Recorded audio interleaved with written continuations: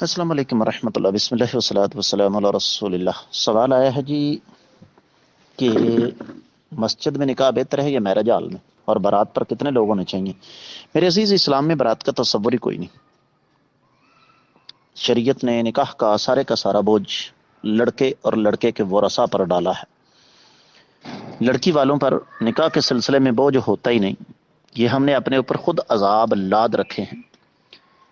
एक बात। दूसरी बात यह है, कायनात के इमाम सल्लल्लाहु अलैहि वसल्लम का फरमान है, आलिनु बिन निकाह वजअलूहु फिल मसाजिद, कि निकाह का ऐलान किया करो और निकाह मस्जिदों में किया करो।